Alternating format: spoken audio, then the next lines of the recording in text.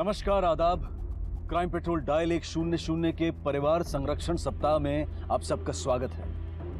परिवार, इन 4 अक्षरों में इंसान की पूरी दुनिया समाई है। परिवार की सलामती के लिए हम हर संभव कोशिश करते हैं। उन्हें पैसों की तंगी ना हो इसलिए पूंजी निवेश करते हैं, जीवन बीमा करवाते हैं, मोहल्ले, सोसाइटी, घर में उनकी सुरक्षा के लिए कैमरास लगवाते हैं, घर में काम करने वालों से लेकर ड्राइवर, वॉचमैन सब पर कड़ी नजर रखते हैं। बच्चों को भी मोबाइल फोन देते हैं ताकि किसी भी मुश्किल में वो हम तक पहुंच सके। लेकिन इस सब के बावजूद दिन ब दिन क्राइम रेट बढ़ता जा रहा है। अगर देखा जाए तो हमारा परिवार आज कहीं भी सुरक्षित महसूस नहीं करता है, न घर में न घर के बाहर।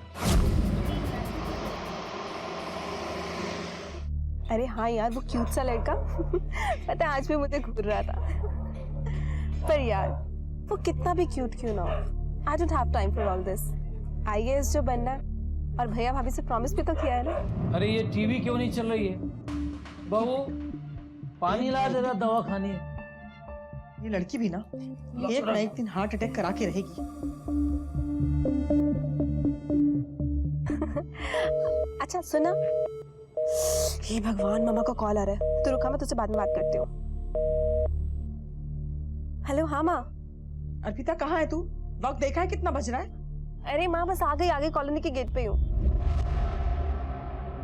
ठीक है फटाफट आ जा। वो 5 मिनट में आ रही है। और वो तुम्हारा लेट लतीफ पति कहाँ है? माँ उनको आज ऑफिस में लेट हो जाएगा। हाँ बोल।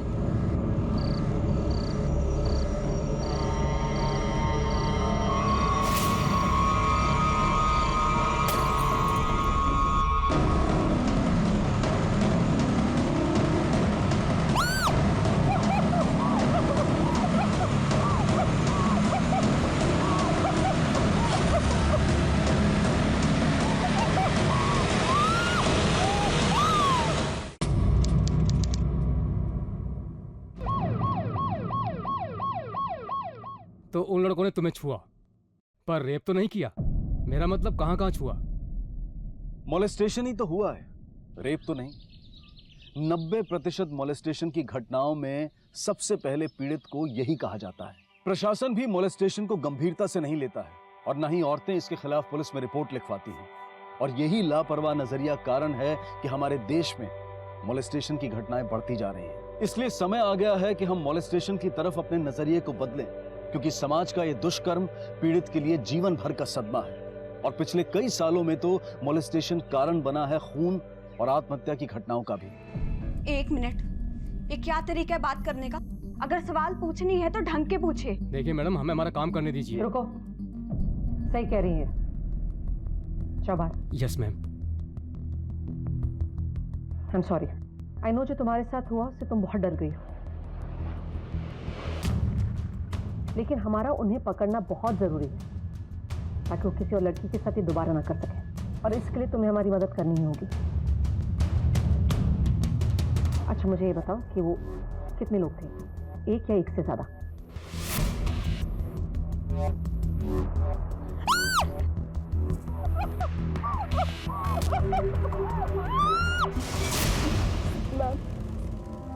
मुझे कुछ अच्छे से याद नहीं, लेकिन बहुत सारे हाथ थे, मुझे हर जगह छू रहे थे।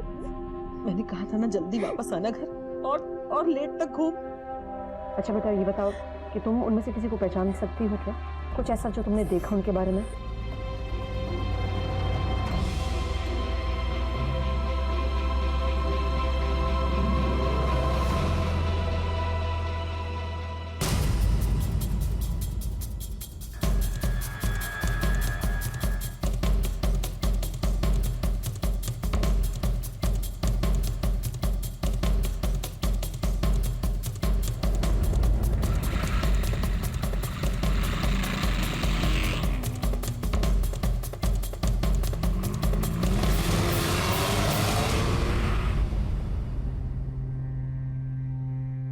तीसरा किस्सा हो गया है, हद हो गई।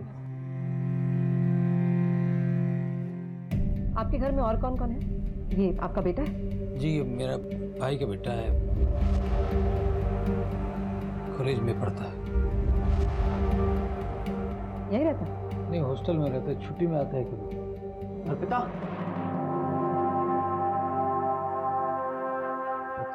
ठीक हो ना? अर्पिता, मैं हूँ, सब ठीक हो जाए। मैम, पहले 2 बार भी ऐसा हो चुका है। आप लोग क्या कर रहे हैं? वो गुनहगार वहाँ पे खुलेआम घूम रहे हैं। और मैम देखिए, आपको हमारी कॉलोनी की लड़कियों की इतनी चिंता है तो जाइए ना, पकड़ के लेके आइए। देखिए, सारी जिम्मेदारी पुलिस की नहीं होती है। हम यहाँ तैनात थे 3 महीने, तब कुछ नहीं हुआ। और आप लोगों से कहा था कि सिक्योरिटी में आप भी हमारी मदद करिए, फेंसेस लगवाइए, सीसीटीवी कैमरास लगवाइए। किया आप लोगों ने? देखिए मैम, आप जैसा कहेंगे हम सब वैसे ही करेंगे, लेकिन प्लीज इस बार ये मोलेस्टर्स बचने नहीं चाहिए। हम पूरी कोशिश करेंगे, लेकिन हमें आप सबकी मदद की जरूरत पड़ेगी, पूरे कॉलोनी की मदद की जरूरत पड़ेगी।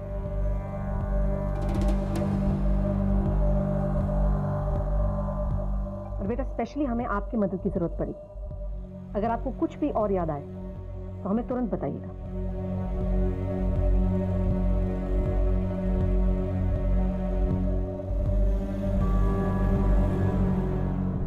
आप लोगों में से किसी ने कुछ सुना या देखा? नहीं।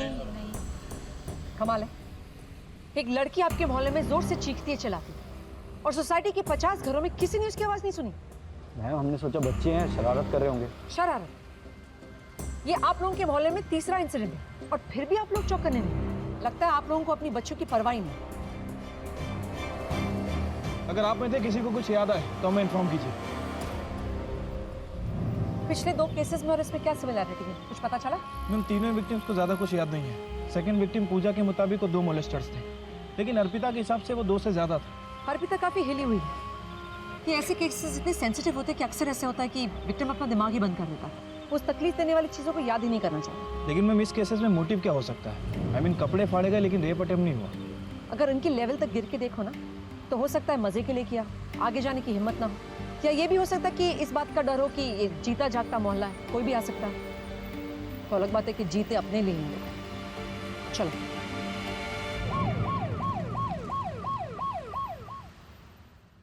बहुत डर गई है वो, नींद की दवाई देकर उसे सुला दिया। श्रेया बेटा, तुम दोनों घर चली जाओ, ठीक है? मम्मी जी, आज हम यहीं रुक जाते हैं। मुझे पुलिस वालों पे कोई भरोसा नहीं है। ये हमारी कॉलोनी है, हमारा परिवार है, इसकी सुरक्षा की जिम्मेदारी भी हमको ही लेनी होगी।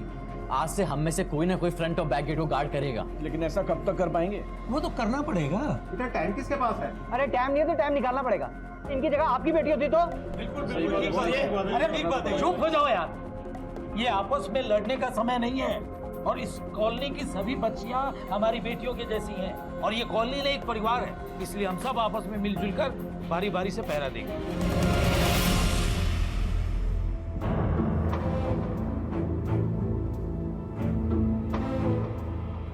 आखिरकार सारे मोहल्ले वालों ने एक परिवार की तरह एकजुट होकर सुरक्षा की जिम्मेदारी अपने ऊपर ले ली और रात में बारी बारी से चौकीदारी करने लगे। कुछ दिन तक तो सब कुछ ठीक रहा, लेकिन कुछ दिन बाद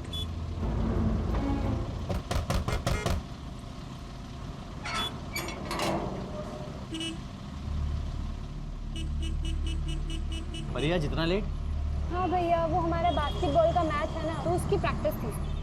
अच्छा अच्छा, ठीक है, आराम से जाना, सब ठीक है, मैं हूँ यहाँ पे, डरना मत।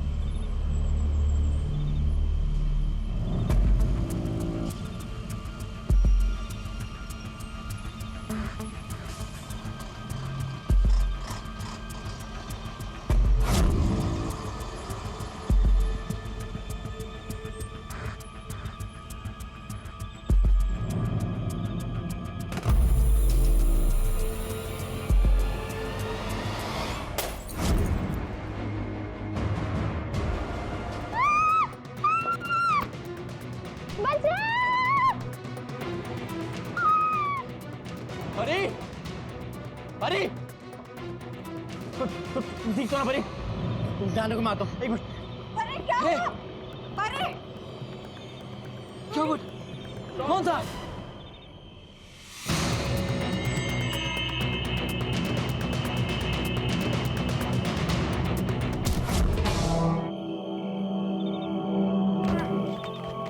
क्या हुआ? चल ले चल।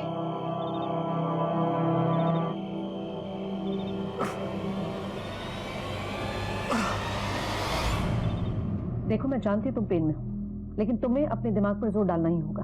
कल रात जब तुमने उनका पीछा किया, क्या तुम उनकी शक्ल देख पाए?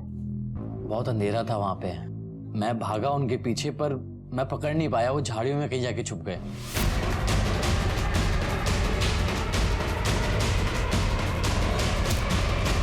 अचानक से मेरे सर पे किसी ने मार दिया।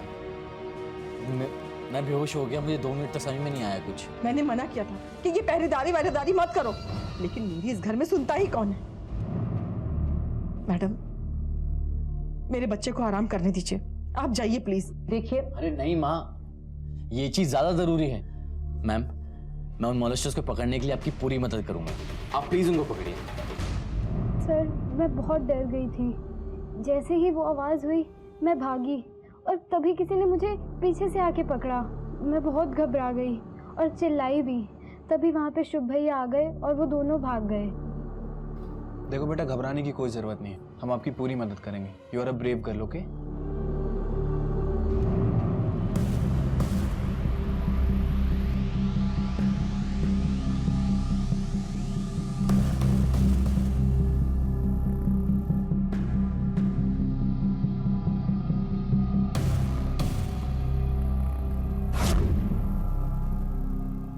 मैम, कॉलोनी के फ्रंट और बैक दोनों गेट पे सिक्योरिटीज है और पीछे वाली दीवार पे कांच भी लगवा दी है। मुझे लग रहा है ना ये कहीं अंदर का ही जॉब है। ये मोलेस्टर्स इसी कॉलोनी में से कोई है। मैम क्या हो रहा है? ये चौथा केस हो गया मैम। चौथा केस हो गया और आप लोगों ने क्या किया? सीसीटीवी लगाने को कहा था ना? वो मैम मैडम जी बस लगने वाला है, वो कॉस्ट पे डिस्कशन चल रहा है। हद हो गई। मैम आपसे एक बात कहनी थी। वो कल रात को जब मैंने उन मॉलेस्टर्स को बात करते हुए सुना था तो मुझे लगा कि उनकी आवाज़ जानी पहचानी है। मैं जानता हूँ उनको, पहले कभी सुनी, ऐसा लगा मुझे। हमें भी यही लग रहा है कि ये मोलेस्टर जरूर इसी कॉलोनी के है, इसलिए मुझे कॉलोनी के सारे लोगों की डिटेल्स चाहिए। मैं आपकी मदद कर सकता हूँ, मैं इस सोसाइटी का सेक्रेटरी हूँ। आइए प्लीज।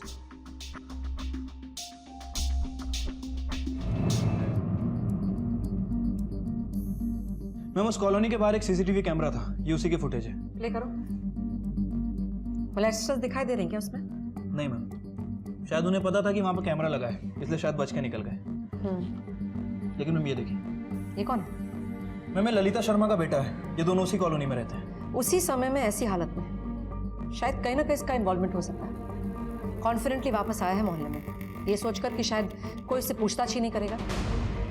चल पूछना पड़ेगा उसे।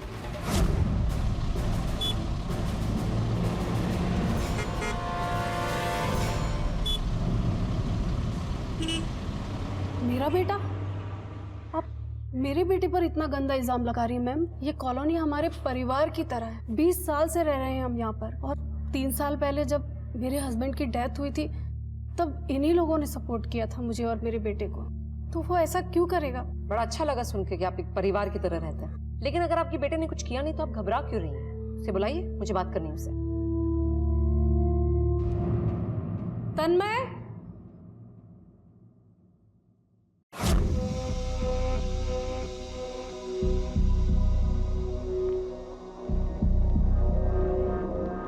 तन्मय, राइट?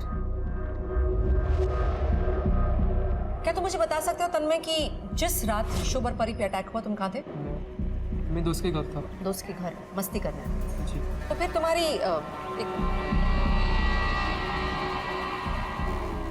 ये हालत कैसे हुई? जी हाँ, हमारी लड़ाई हुई थी। लड़ाई? जब आपका बेटा घर आया इस हालत में तुम, आपको शॉक नहीं लगा? जी मैम, मैं उस रात घर पर नहीं थी, मैं शुभ के यहाँ गई थी। उसके सर पर बहुत चोट लगी थी। उसकी माँ और मैं बहुत करीब हैं और साथ साथ में सत्संग भी जाते हैं। लेकिन कुछ भी हो मैम, मेरा बेटा ऐसा नहीं कर सकता मैम। पता चल जाएगा। अपने दोस्त को क्या नाम बताया था तुमने इसका? विकी। उसको जरा फोन लगा। मैम वो भी ट्यूशन में होगा। जहाँ भी होगा फोन लगा उसे अभी।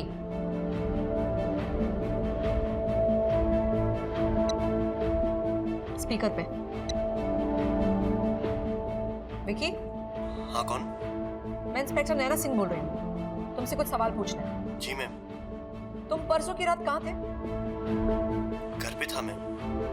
अकेले? नहीं मैम, तन्मय भी साथ में ही था। तुम दोनों के बीच कुछ झगड़ा हुआ था क्या? हाँ मैम, सॉरी मैम, पर वो तो ऐसी छोटी मोटी बहस थी। प्लीज आप ये बात मेरी मम्मी पापा को मत बताना। ठीक है, थैंक यू। अगर और सवाल हो गए तो हम वापस आएंगे।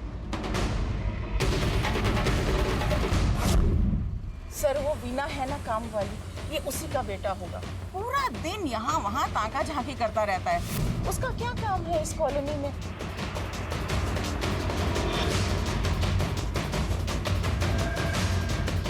ए लड़के, यहाँ क्या कर रहे हैं? 40 साल का जवान, शादी नहीं की उसने। कॉलोनी की किसी भी औरत को जाता देखकर अपने कपड़े उतारकर खड़ा हो जाता है। बड़ा ही बेशरम आदमी है।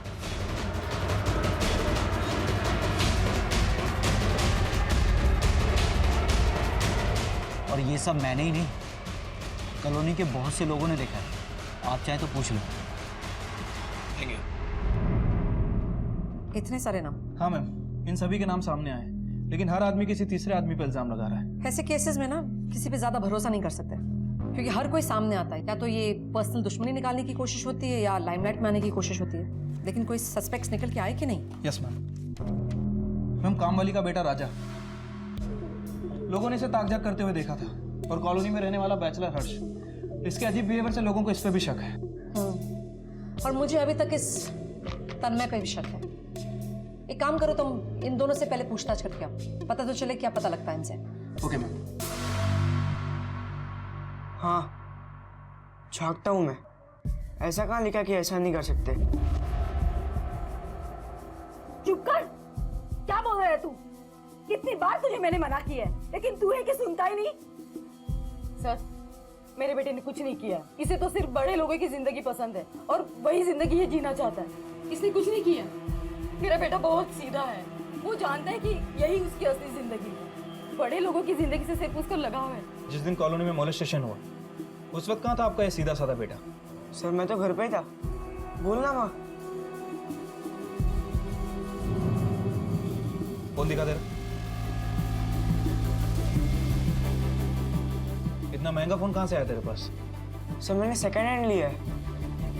सर, ये कह रहा है कि सेकंड हैंड लिया है तो सेकंड हैंड ही लिया होगा। मेरा बेटा झूठ नहीं बोलता। उसे छोड़ दीजिए, उसने कुछ नहीं किया है। तुम्हारे खिलाफ कंप्लेंट आई है कि तुम हमेशा बिना कपड़ों के बाहर खड़े रहते हो, स्पेशली जब लड़कियां वहां से गुजरती हैं। कुछ ज्यादा नहीं हो रहा साहब? मेरा घर है, मैं कभी कभी टॉवल के साथ बाहर चला जाता हूँ। इसमें दूसरों का प्रॉब्लम है, मैं कंफर्टेबल फील करता हूँ। अब किसी को परेशानी है तो अपनी आंखें बंद कर ले। और जब ये लड़कियों के साथ छेड़छाड़ हो रही थी उस वक्त कहाँ थे? इतना किसको याद है? देखिए, याद नहीं है तो याद करने की कोशिश कीजिए, या फिर याद करने के दूसरे तरीके आजमाओ। उस रात मैं घर पर ही था और जाऊंगा भी कहाँ। मेरा कोई अपना है नहीं जो किसी के घर जाऊं। अरे एक मिनट, क्या कर रहे हैं आप? आप इसे नहीं देख सकते? आपके पास सर्च वारंट नहीं है। और साहब, क्या आप यहाँ पे अपना टाइम वेस्ट कर रहे हैं? यहाँ कुछ नहीं मिलेगा आपको। तुम्हें हमारे समय की चिंता करने की जरूरत नहीं है। जल्दी मुलाकात होगी, वो भी सर्च वारंट के साथ। चलो।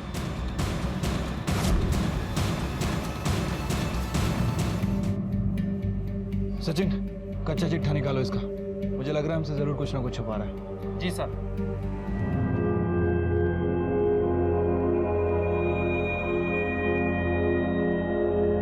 ओहो, नहीं, रोते नहीं। चुप हो जा, चुप हो जा, चुप हो जा। क्या हुआ मेरे राज्य बेटे को? हाँ श्रेया, हाँ आंधा हो रहा है, बहुत दर्द हो रहा है, प्लीज। हाँ शुभ। सो जा। क्यों इतना रो रहा है? हाँ, मेरा राजा बेटा रोया नहीं करते। हाँ, सो जा।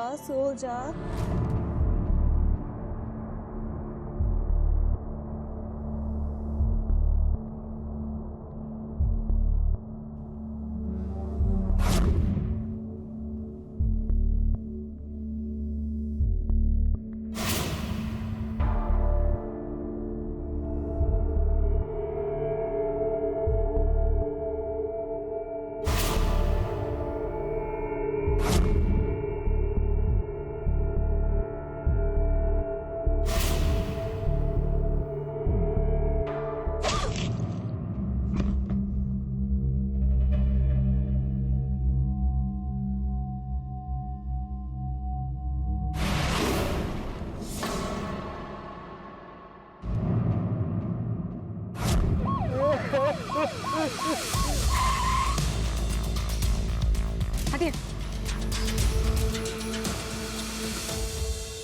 संभाल अपने आप को। Okay ma'am. छोड़िए बॉडी को, छोड़िए प्लीज प्लीज, छोड़िए बॉडी को, छोड़िए आइए,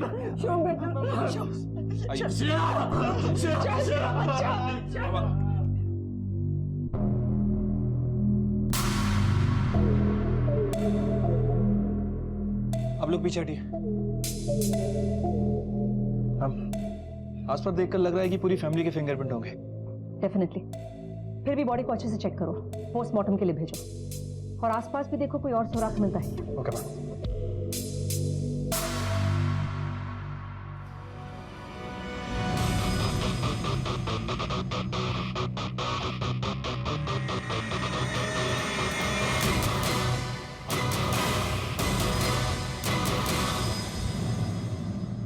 देखो, तुम्हारी पत्नी के साथ जो है उसके लिए बहुत अफसोस है हमें। शायद समय सही नहीं है, लेकिन सवाल बहुत जरूरी है। क्या तुम हमारे सवालों का जवाब दे सकोगे? तुमने आखिरी बार अपनी बीवी को कब देखा था? कल रात को यहीं पे मैं पेन किलर्स खा के सो गया तो हमारा बच्चा रोहन ये जोर जोर से रोने लगा। श्रेया उसे लेके नीचे चली गई। उसी वक्त आखिरी बार देखा था। तो तुमने उसकी चीख नहीं सुनी? पेन किलर्स का असर इतना गहरा था कि मैं बहुत गहरी नींद में था। मैंने पेन किलर्स भी नहीं खाई होती तो आज मैं जिंदा हूं।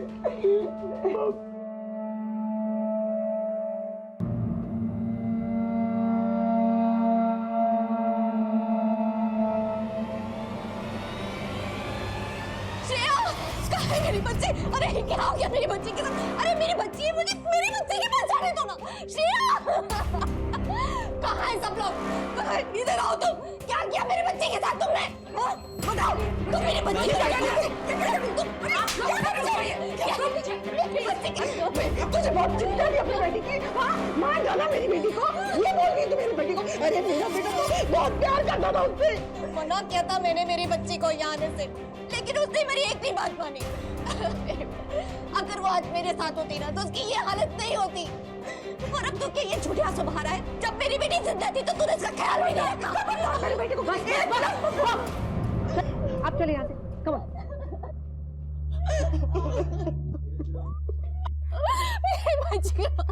मेरी आप बच्ची आने वाली। कल आपकी बच्ची आपके पास आने वाली थी? जी हाँ, कल रात को आने वाली थी पर नहीं आई। काश कि मैंने उसे कल फोर्स किया होता। मेरे बच्चे। आप यहाँ किसी के साथ आई हैं? जी हाँ, मेरे ट्रेनर है। इन्हें साइड पे बिठाओ और पानी पिलाओ। ये बार-बार कल रात की बात कर रही हैं। हाँ मैम, और बार-बार शुभ पर भी इल्जाम लगा रही है। इनके बीच डेफिनेटली कुछ हुआ है, मगर क्या? यानी तुम्हें क्राइम सीन से कुछ मिला? नहीं मैम, देखकर तो ऐसा लग रहा है कि मर्डर चाकू से हुआ है।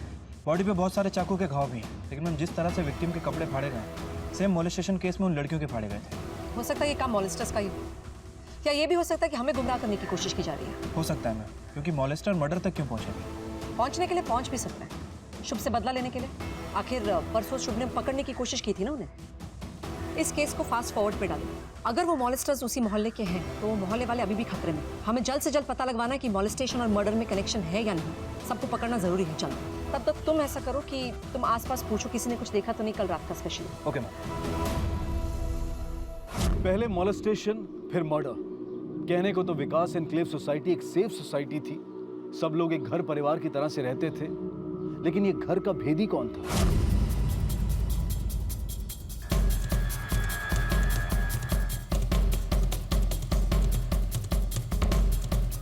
वीना का बेटा राजा और हर्ष, इन दोनों में से हर्ष के पास ज्यादा मोटिव लग रहा है। मैं पिछले 5 सालों से इसी कॉलोनी में रह रहा है, अकेला है, हो सकता है फ्रस्ट्रेट भी हो। पिछली कॉलोनी से इसे इसलिए निकाला गया क्योंकि वहां इसके ऊपर मोलेस्टेशन का चार्ज लगा था, लेकिन चार्ज साबित नहीं हो पाया। इसे देख के तो लगता है कि सबसे बड़ा सस्पेक्ट यही है, लेकिन हम बाकी दोनों को भी इग्नोर नहीं कर सकते।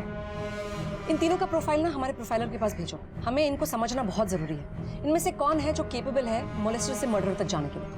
और वैसे भी विक्टिम ने कहा था 2 या 3 विक्टिम्स है ना? मैम अभी तक जो इन्फॉर्मेशन हमारे पास है उसके हिसाब से 2 विक्टिम्स हैं। तो हो सकता है इन तीनों में से कोई आपस में कनेक्टेड हो।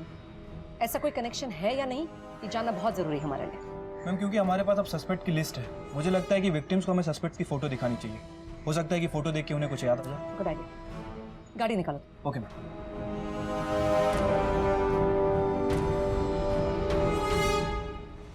बेशरम आदमी, तेरी लड़ाई मुझसे 3 महीने से बहस थी। मेरे शेर है, क्या बिगाड़ा था तेरा? बोल, क्यों मारा तूने उसको? दिमाग खराब हो गया तेरा। कौन उल्टी सीधी बातें बता रहा तुझे? अरे सब जानता हूँ तेरे बारे में मैं। कितना सीजन है तू? 40 साल का हो गया, जवानी कभी गई नहीं अभी तक? नहीं गई। ऐसा था और ऐसा ही रहूंगा। क्या कर लोगे? बताओ, क्या कर लोगे? अगर ऐसा रहना है तो ये मोहल्ला छोड़ दो। से बाहर निकल। छोड़ो मुझे। चलो।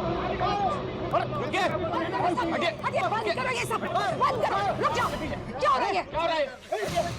सब बंद करिए बस। अब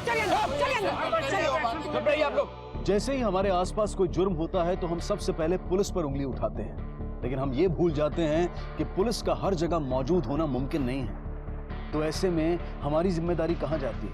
आज जब हमारा मोहल्ला, हमारे पड़ोसी हमारे मूल परिवार का हिस्सा बन चुके हैं, तो फिर इस बड़े परिवार की सुरक्षा का जिम्मा भी तो परिवार वालों को ही उठाना चाहिए। लेकिन सतर्क रहने का मतलब सजा देना नहीं। अपने परिवार का ध्यान रखें, लेकिन कानून को अपने हाथ में ना लें। तुम्हारी कॉलोनी वालों का गुस्सा जायज लग रहा है मुझे। हमने तुम्हारी पूरी हिस्ट्री निकाली है। 5 साल पहले भी एक मॉलेस्टेशन का चार्ज, और अब ये। मैम, सबकी तरह आप भी मुझ पर विश्वास नहीं कर रही हैं। 5 साल पहले जो हुआ उसकी सजा अब तक भुगत रहा हूं मैं। मेरी एक दोस्त थी जिसे मैं पसंद करता था, उसकी बातों से लगता था जैसे वो भी मुझे पसंद करती है। अगर मुझे जरा सा भी एहसास होता कि वो मुझ में इंटरेस्टेड नहीं है तो मैं उससे दूर रहता। उस छोटी सी गलती ने मेरी पूरी जिंदगी खराब कर दी, पर इसमें मेरी कोई गलती नहीं है मैम। पता नहीं शुभ मेरा नाम क्यों ले रहा है। ठीक है, हमें शायद और पूछताछ करनी पड़ेगी तुमसे। शहर में ही रहना। टीम को तैनात रखो चारों तरफ, सब पे नजर रखो, स्पेशली हर्ष के घर के बाहर। गुस्से से भरी कॉलोनी है ये, कभी भी कुछ भी हो सकता है, और हम लोग एक और क्राइम अफोर्ड नहीं कर सकते। मैंने टीम को ऑलरेडी ऑर्डर दिया। गुड। और ये इनका क्या हुआ, जो लड़कियों को हमें फोटोग्राफ दिखानी थी? मैम, उन तीनों विक्टिम्स को कह दिया है कि हम फोटोग्राफ्स लेकर आ रहे हैं। तीनों विक्टिम तो 4 थे ना, चौथी का क्या हुआ? मैम, एक इंडिया के बाहर शिफ्ट हो गई है। मैंने उसे फोटोग्राफ्स फैक्स कर दिए, जल्दी वहाँ से रिस्पॉन्स आएगा। चलो लड़कियों से मिलते हैं। बेटा, हमारे पास 3 सस्पेक्ट्स हैं। मैं चाहती हूँ आप इन्हें ध्यान से देखो और बताओ कि क्या इनमें से किसी ने आप पर अटैक किया है?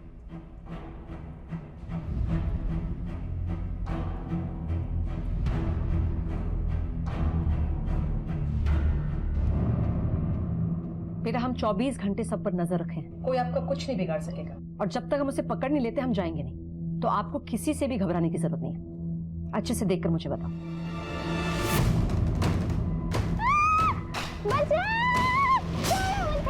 अरे अरे अरे ठीक तो ना परी? मैम, हर्ष अंकल तो नहीं थे, वो तो लंबे हैं ना।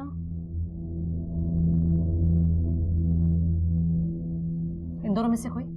शायद इन दोनों में से ही कोई एक था। तुम श्योर नहीं हो?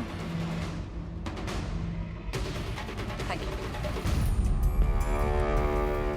घबराने की जरूरत नहीं है। इन तस्वीरों को अच्छे से देखो और बताओ क्या इनमें से कोई था?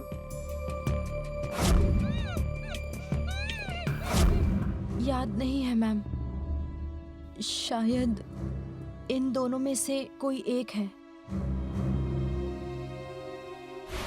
माँ, मुझे सच में कुछ भी याद नहीं है और मैं अब उस रात को याद भी नहीं करना चाहती।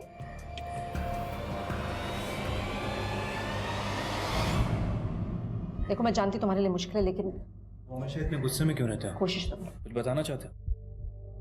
गुस्सा तो आएगा ही ना सर, क्योंकि उन सालों ने मेरी बहन अर्पिता और मेरी भाभी श्रेया दोनों के साथ। सर, आप कैसे भी करके उन लोगों को पकड़ लो सर। मोलेस्टेशन, ये शब्द अपने आप में ही इतना घिनौना है जिसे बयां करना बहुत मुश्किल है। तो जरा सोचिए, जो लोग इस मोलेस्टेशन का शिकार होते हैं उनके दिल और दिमाग पर कैसा असर होता होगा। ऐसे समय में पीड़ित के परिवार के लोगों, यहाँ तक कि आस पड़ोस वालों को भी उनका बहुत ख्याल रखना चाहिए और इस मुश्किल समय में उनके साथ रहना चाहिए।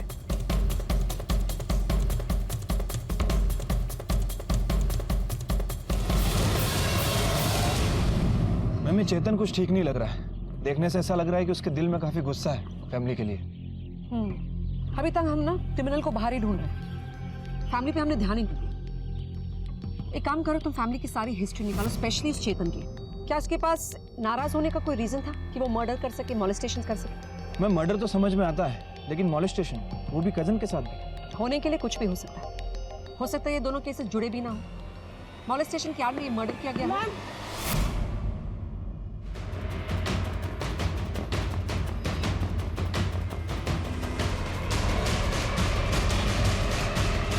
चार मोलेस्टेशन के केसेस, एक खून और अब एक आत्महत्या। 40 साल के हर्ष ने अपने गले में फांसी का फंदा खुद डाला था, लेकिन दोषी ठहराया था शुभ को। लेकिन क्या हर्ष का इल्जाम सही था या फिर शुभ को फंसाने की एक साजिश? सच चाहे जो भी था, लेकिन एक बात तो तय थी कि इस आत्महत्या ने पुलिस की तहकीकात को और भी पेचीदा बना दिया था। हर्ष के सुसाइड नोट की बिना पर पुलिस ने शुभ को गिरफ्तार भी किया, लेकिन बाद में उसे जमानत मिल गई। मोलेस्टेशन के तीनों मुख्य आरोपियों में से एक की मौत हो चुकी थी और बचे थे दो, तन्मय और राजा। अब बड़ा सवाल यह था कि इन दोनों में से असली गुनहगार कौन था? क्या मोलेस्टेशन और खून का अपराधी कोई एक ही था या फिर ये दो अलग अलग लोग थे? और तभी पुलिस को एक ऐसा सबूत मिला जिससे उनकी तहकीकात को एक नई दिशा मिल गई। अजीब बात है ना, जब कॉलोनी में श्रेया का मर्डर हुआ और जब मॉलेस्टेशन हुआ, दोनों ही वक्त तुम अपनी आंटी के घर थे। सर, मैं यहाँ पे सिर्फ पढ़ाई करने के लिए आया हूँ, मैं कोई क्रिमिनल नहीं हूँ। हर क्रिमिनल यही कहता है कि उसने कुछ नहीं किया, लेकिन पता है तुम्हारे हॉस्टल के दोस्तों ने क्या कहा? उन्होंने कहा है कि तुम शुभ पर बहुत गुस्सा थे। कहीं गुस्से में आकर तुमने शुभ की पत्नी का मर्डर तो नहीं किया? माना कि मैं गुस्सा था क्योंकि मेरी एक्स्ट्रा पॉकेट मनी बंद हो गई थी। फिर ये सोच के मान लेता था कि जितना शुभ भैया ने मेरे लिए किया शायद उतना कोई नहीं करता। तुम्हारी बातें सुनकर विश्वास तो नहीं होता, क्योंकि जब जब कॉलोनी में क्राइम हुआ है तुम आसपास नजर आए। जानता हूँ सर, मेरी बातों पे यकीन करना आसान नहीं। सर, मैं वहाँ पे तभी जाता जब मेरे पास पैसे नहीं होते थे। पिछले 8 महीने से मेरा आना जाना बढ़ गया था क्योंकि शुभ भैया ने मुझे पैसे देने बंद कर दिए थे। क्यों? क्योंकि उनकी दोबारा शादी हो चुकी थी। शुभ ने दोबारा शादी की थी? उसकी पहली बीवी का क्या नाम था?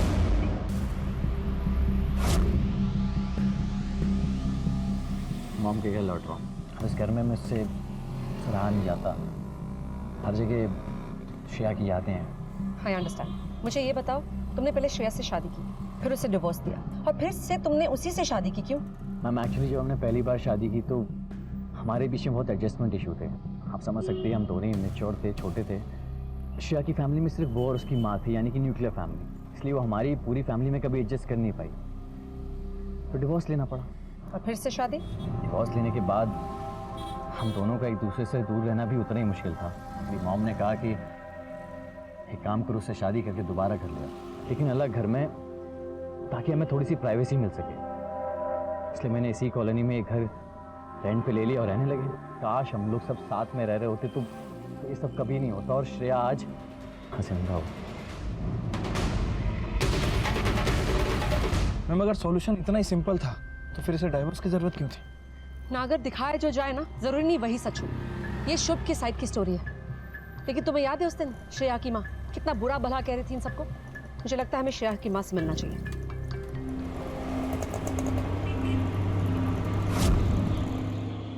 सर, मैंने श्रेया को बहुत मना किया था वापस शादी करने के लिए। वो लोग सिर्फ अच्छे होने का नाटक करते हैं, लेकिन एक्चुअल में वो ऐसे नहीं है। और वो माधुरी ऊपर से ना सिर्फ अच्छी बनने का नाटक करती है, अंदर से कुछ और है वो। जब उन्हें पता चला कि श्रेया प्रेग्नेंट है तो हाथ पैर जोड़ने लगे, वापस शादी करने के लिए उसे फोर्स करने लगे। मैंने श्रेया से कहा था कि ये लोग सिर्फ पोते पोते के लिए कर रहे हैं, लेकिन उसने मेरी एक नहीं सुनी। तुम अपनी बेटी से बहुत प्यार करती थी ना? जी हाँ। कमाल है, घर में उसकी एक भी तस्वीर नहीं है। जब उसने दोबारा शादी कर ली तो मैंने उसकी सारी तस्वीर हटा दी। बहुत गुस्सा थी तुम अपनी बेटी से, इतना गुस्सा कि तुम अपनी... मैम, क्या मतलब है आपका? मतलब तो तुम निकाल रही हो, मैंने तो अपना सवाल भी पूरा नहीं किया। मैम, आपको मेरी बेटी का कातिल इस घर में नहीं, उसके ससुराल में मिलेगा। देखिए मैडम, संगीता एक बहुत ही चालाक औरत है। वो आपको अपनी बातों में गोल गोल घुमा रही है। उसे ना तो अपनी बेटी की फिक्र थी और ना ही अपनी नाती की। उसे तो बस एक ही शौक था, अपने बुढ़ापे को जवानी में बदलने की। कमाल है, वो भी आप लोगों के बारे में कुछ ऐसा ही कह रही थी। इनफैक्ट उसने तो ये कहा कि तुमने श्रेया से दोबारा इसलिए शादी की क्योंकि वो प्रेग्नेंट थी, राइट? ऑब्वियसली बच्चा इंपॉर्टेंट था, और ऐसा नहीं कि हम दोनों एक दूसरे से प्यार नहीं करते थे। हमने बस ये फैसला लिया कि हम अपने बच्चे को माँ बाप दोनों का प्यार देंगे, और इसीलिए हमने दोबारा शादी करने का फैसला लिया। लेकिन मम्मी जी इस फैसले के बिल्कुल अगेंस्ट थी। क्यों अगेंस्ट थी? क्योंकि डिवोर्स के बाद मैं श्रेया को एलिमनी दे रहा था और अमाउंट काफ़ी बड़ा था। मम्मी जी की लाइफस्टाइल काफ़ी बदल गई और अगर मेरी शादी श्रेया के साथ दोबारा हो जाती तो एलिमनी के पैसे आने बंद हो जाते, इसलिए। देखा ना मैडम आपने उसे, 55 साल की है वो, लेकिन कपड़े ऐसा पहनती है जैसे 20 साल की हो। न जाने कहाँ कहाँ जाती थी। और दरअसल इन दोनों की शादी से वो खुश नहीं थी, बहुत ही ज्यादा गुस्से में थी। आप इतनी सेल्फिश कैसे हो सकती हैं? आप एलमनी के पैसों के लिए मुझे घर पर बुलाना चाहती है?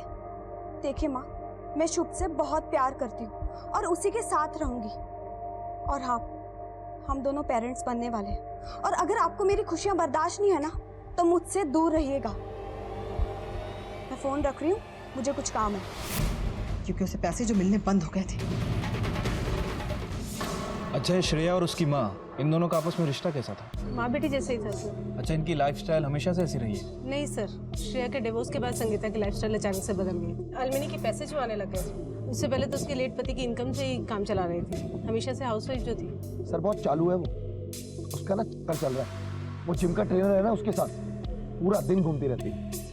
सब कहते हैं पहले तो बेटी के डाइवोर्स की एलिमनी पे ऐश कर रही थी और अब हर क्रेडिट कार्ड कंपनी के बिल उसके सर पे है।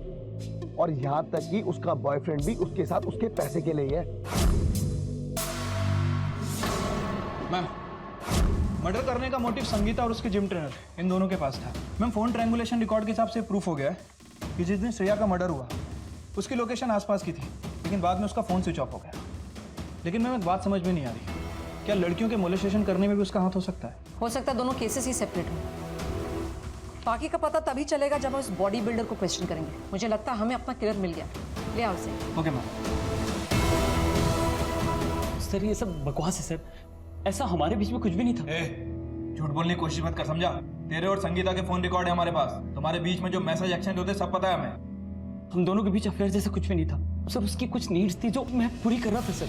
बस तुम अपनी जरूरतें पूरी करने के लिए लड़कियों को मोलेस्ट कर रहे थे। जब मोलेस्टेशंस हुए थे तुम कहाँ थे? श्रेया के डेथ के वक्त तुम कहाँ थे? मैडम मुझे कुछ याद नहीं आ रहा। इसे ना जरा पुलिस के बादाम खिलाओ। मेरे याद आ रहा है। नहीं भी आता ना तो हमारे पास तुम्हारे ट्रायंगुलेशन रिकॉर्ड्स हैं। हमें पता है कि तुम श्रेया के घर के पास ही थे उसके मर्डर के वक्त। हाँ मैं वहाँ गया था, पर मैं श्रेया को पिकअप करने गया था। वो उसकी माँ के घर आने वाली थी उस रात। पिकअप करने गए? पिकअप किया उसे? नहीं मैडम, संगीता जी का मुझे फोन आ गया था। हाँ संगीता जी, अच्छा लाना नहीं है? ओके, मैं आता हूँ। और कन्वीनियंटली उसके बाद तुम्हारा फोन भी बंद हो गया। मैडम मेरे मोबाइल की बैटरी वैसे ही 10% थी और थोड़ी देर में स्विच ऑफ हो गई। मैं उस रात संगीता जी के साथ ही था और उनके पास मेरे मोबाइल का चार्जर भी नहीं था। आप एक बार उनसे कंफर्म कर लीजिए। हाँ, है वो मेरा बॉयफ्रेंड। और अगर मैंने अपनी बेटी के पैसे यूज किए तो क्या गलत किया? बेटे ही थी ना मेरी। तुमने अपनी बेटी को लेने के लिए अपने बॉयफ्रेंड को भेजा था उस रात? हाँ। 9 बजे? हाँ, मैंने उससे भेजा था, लेकिन जब श्रेया ने मना कर दिया तो मैंने धर्म से कहा वापस आ जाने की। और रात भर कहाँ रहा ये धर्म? मेरे साथ। किस किताब में लिखा है मैम कि एक 55 साल की औरत अपनी लाइफ अपने तौर तरीके से नहीं जी सकती? क्या मुझे खुश रहने का अधिकार नहीं है? मैम, आप भी एक औरत हैं, बताइए ना।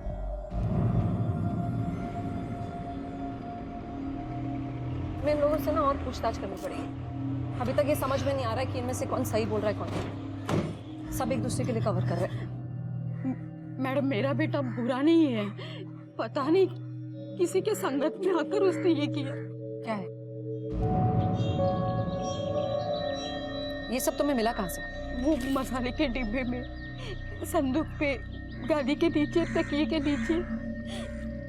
पता नहीं मैडम उसके पास ये पैसे कहाँ से है। तुम्हारा बेटा इस वक्त कहाँ है? वो मैं तुमसे आखिरी बार पूछ रही हूँ, 2 बार ऑलरेडी पूछ चुकी हूँ। अब सख्ती अपनानी पड़ेगी मुझे। सिर्फ तुम्हारी माँ की वजह से हम सख्त नहीं हो रहे क्योंकि वो खुद हमारे पास आई थी। यहाँ देखो और मुझे बताओ कि तुम्हारे पास इतने पैसे आए कहाँ से? तुम्हारा मॉलेस्टेशन से, मर्डर से क्या कनेक्शन है? बोलो। मैडम, मैंने कुछ नहीं किया, मैंने सिर्फ ब्लैकमेल किया। किसको ब्लैकमेल किया तुमने? उन लड़कों को जिन्होंने लड़कियों को छेड़ा, और मैंने देखा उन्हें।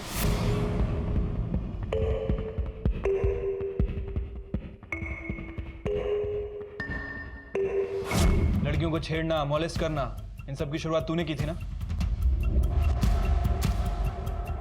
बोलेगा? नहीं सर, तन्मय ने। नहीं मैम, ये सब विक्की ने शुरू किया। उसी ने मुझे कहा था भाई कॉलोनी में लड़कियां छेड़ना आसान होगा और मुझ पर कोई शक भी नहीं करेगा क्योंकि बचपन से उसी कॉलोनी में रह रहा है। सर मजे के लिए तुम्हारे इस मजे के चक्कर में 4 लड़कियों को जिंदगी भर का सदमा दिया। हिम्मत कैसी हुई तेरी ये सब करने की? शर्म आती है तुम जैसे लोगों को देश का फ्यूचर कहते हो। जैसे तुम मजाक मस्ती कह रहे हो ना, वो एक जुर्म है। ये लड़कियों को छेड़ना, टेक्स्ट मैसेजेस भेजना, मॉलेस्टेशन करना, सब एक जुर्म होता है इंसानियत और कानून दोनों की नजरों में। तुम लोगों की 1 मिनट की मस्ती और लड़कियों के लिए जिंदगी भर की सजा बन जाती है वो। और जब शुभ ने तुम्हारे मजे रोकने की कोशिश की तो गुस्से में आकर तुमने शुभ के सिर पे मारा और फिर उसकी पत्नी का खून किया, राइट? नहीं मैंने किसी का मर्डर नहीं किया। मैंने शुभ भैया को नहीं मारा। वो तो मेरे पीछे पागलों की तरह चलाते हुए भाग रहे थे पर अचानक से बीच में रुक गए और फिर अरे दिख तो ना परी, यही रहना।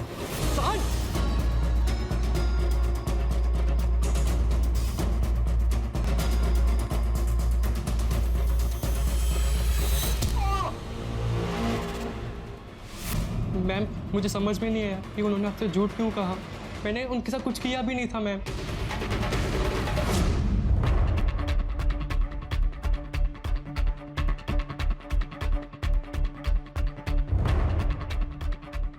मैडम ये आप लोग ठीक नहीं कर रही हैं।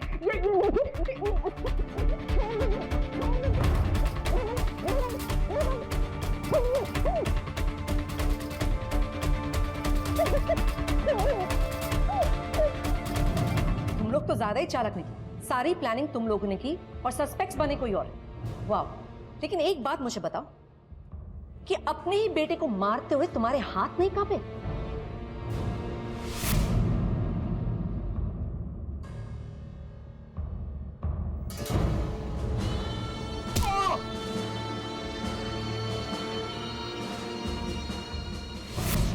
कॉलोनी में मॉलेस्टेशन के केस हो रहे थे और उसकी आड़ में तूने अपनी बीवी को मारा। मैं बताता हूँ ना सर। मैं श्रेया को नहीं मारना चाहता था सर पर मेरी माँ ने कहा कि बस एक ही तरीका है। कर दो। या तो मैं अपनी माँ को चुनूं या श्रेया को। बच्चा होने तक उसे अपने साथ रखेंगे और जब बच्चा हो जाएगा तो किसी तरह से उससे पीछा छुड़ा लेंगे और बच्चे को अपने पास रख लेंगे। मेरी माँ ने मुझसे जैसे बोला मैंने वैसा ही किया। उस दिन से नफरत हो गई थी मुझे अपने आप से, घिन आने लगी थी मुझे। मैं मेरे प्यार, मेरी पत्नी, मेरी श्रेया को मार डाला। शुभ, तुम्हारी तबीयत तो ठीक है ना? I am sorry. काश कि तुमने मुझे ये करने पे मजबूर नहीं किया था। सॉरी क्यों?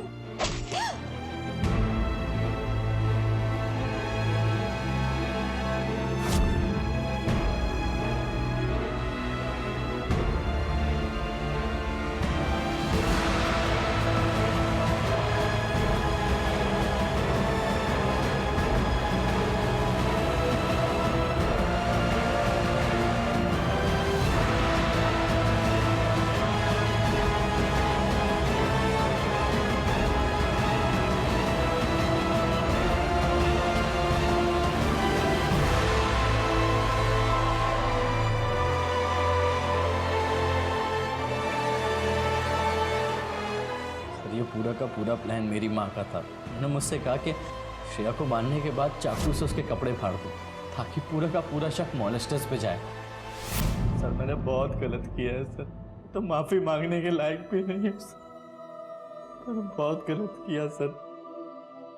कैसा प्यार है ये तुम्हारा जिसने तुम्हारी बेटी की जिंदगी ही बर्बाद कर दी? मैडम मेरी गलती नहीं थी, गलती उस श्रेया की थी। जब से शादी होकर के आई थी मेरे बेटे को मुझसे छीनना चाहती थी, मुझसे अलग करना चाहती थी। मैंने अपने बेटे को इतना जद्दोजहद से पाल पोस कर बड़ा किया और उस महारानी को एहसान किया क्या तुमने अपने बेटे पर? एहसान किया है? अपने बेटे को तुमने मोहरा बना दिया और उसी से उसकी पत्नी का खून करवा दिया और नतीजा क्या हुआ? हाँ, अब तुम्हारा बेटा सड़ेगा जेल में जिंदगी भर के लिए और तुम भी। और तुमने ये सब पोते के लिए भी किया था ना, और अब वही पोता जिंदगी भर रहेगा माँ बाप के प्यार के बिना, सिर्फ और सिर्फ तुम्हारे प्यार की वजह से।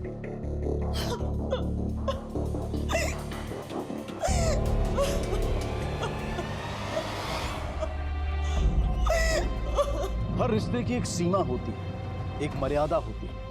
आप चाहे अपने परिवार, अपने माता पिता, भाई बहनों, बच्चों से कितना भी प्यार क्यों ना करते, लेकिन आपका प्यार दूसरों की घुटन का कारण नहीं बनना चाहिए।